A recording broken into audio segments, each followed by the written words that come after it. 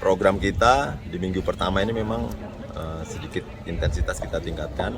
Kita latihan sehari 2 kali terus, pagi sore sampai di tanggal.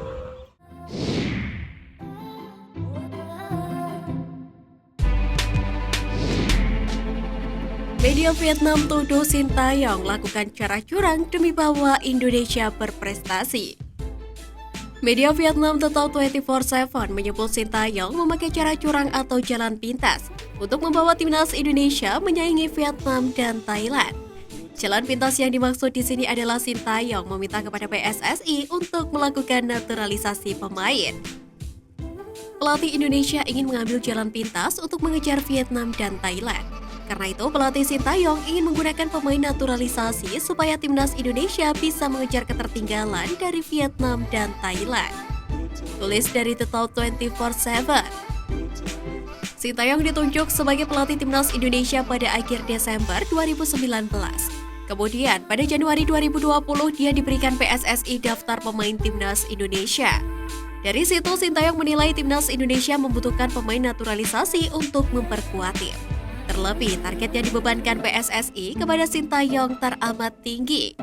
Sintayong meminta PSSI menaturalisasi sejumlah pemain keturunan.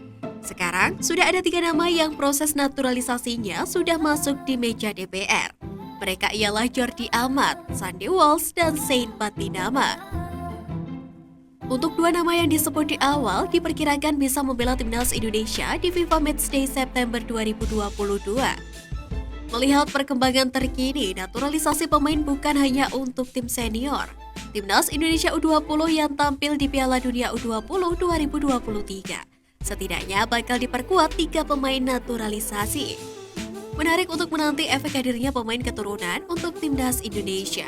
Apakah hadirnya Jordi Amat dan Sandy Walsh membantu timnas Indonesia berbicara banyak di Piala AFF 2022 dan Piala Asia 2023?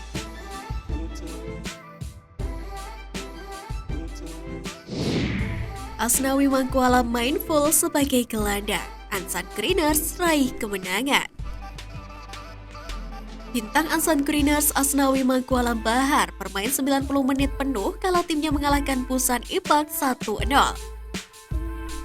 Pada laga lanjutan Kiwi League 2 yang digelar di Busan Asiat Stadium. Dalam laga ini Asnawi bermain sebagai starter. Bintang timnas Indonesia itu dipasang sebagai gelandang oleh pelatih Im Jong-hoon. Pertandingan berlangsung seru sejak awal pertandingan. Saking ketatnya, tidak ada gol yang tercipta di babak pertama. Ansan Greeners FC kemudian terus berusaha untuk mencetak gol. Pada menit ke-83, klub Korea Selatan itu akhirnya memecah kebuntuan melalui Kwon Yong-ho. Kemenangan ini memutus rantai kekalahan yang dialami Ansan Greeners FC dalam 4 laga terakhir. Asnawi Mangkualam dan kawan-kawan naik ke posisi 10 dengan raihan 20 poin.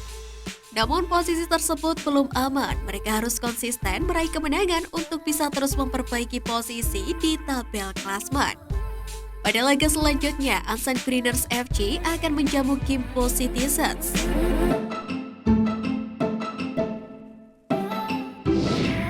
Piala AFF U16 2022 semakin dekat. Timnas Indonesia U16 alami perkembangan pesat.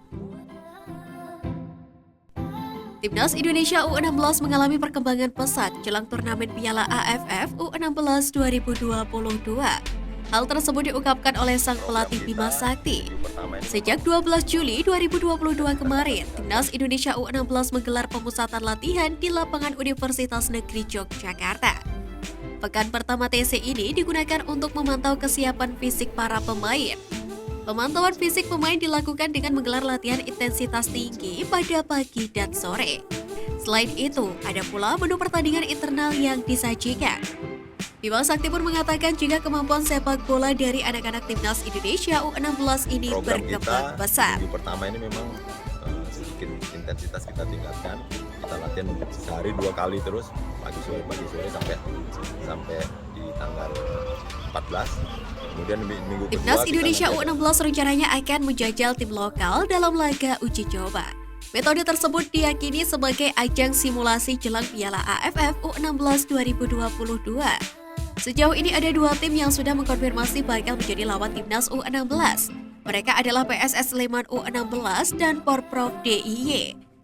Timnas Indonesia U16 tergabung di Grup A pada Piala AFF U16 2022. Pasukan Bima Sakti akan bersaing dengan Vietnam, Singapura, dan Filipina. Bicara soal peta persaingan, pelatih Bima Sakti menilai semua lawan memiliki kekuatan yang merata. Timnas U16 diharapkan bisa bermain dengan sungguh-sungguh pada setiap laga.